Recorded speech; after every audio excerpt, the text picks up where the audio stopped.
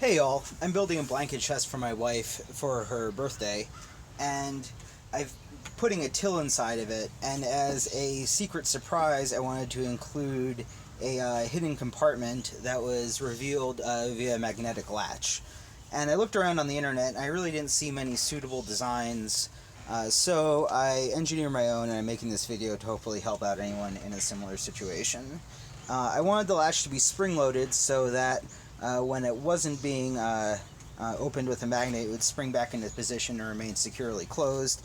So you see here, this pin is the actual latch itself, and it's on a spring. And when you apply a magnet, it will retract the pin, and when the magnet's released, it comes popping back out. So this is the design of the latch mechanism.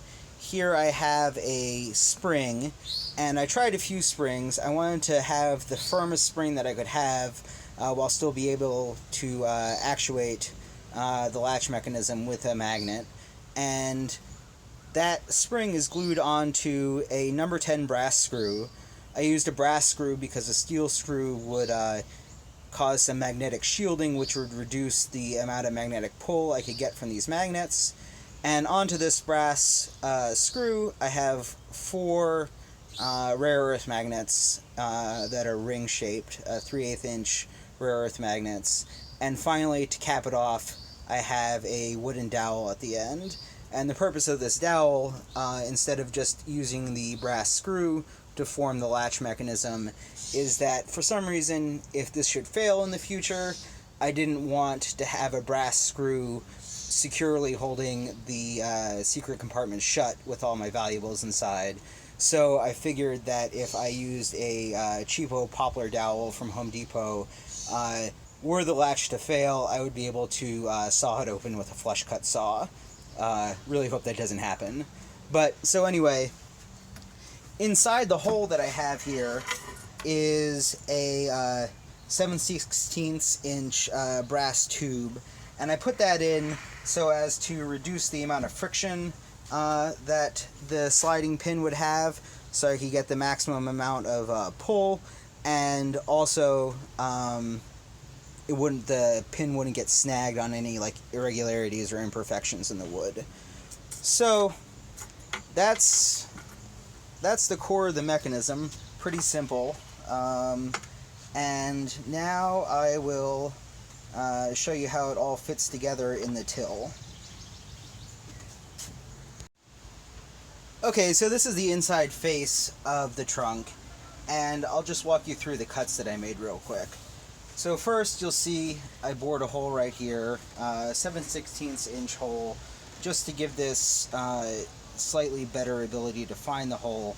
If I had to do it again, though, I would just do a straight 3/8 inch hole and hope that the bevel does its job, because there's a little bit of play in it, but no use crying over spilled milk.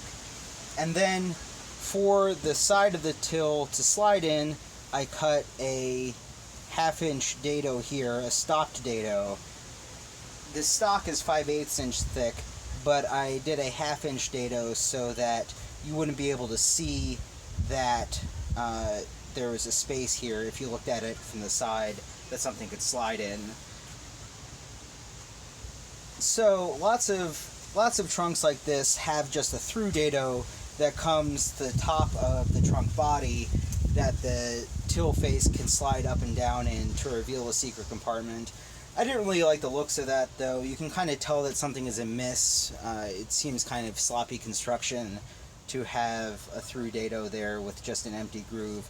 So I made this stop dado design to kind of conceal it a little bit better. So you can see, if I take a magnet, I'll put this in place.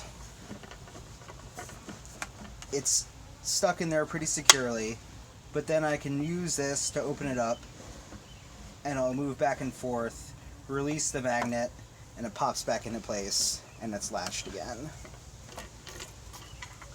So, for the true bottom of the till, I plowed a 1/8 inch groove that this piece of 1/8 inch wood fits into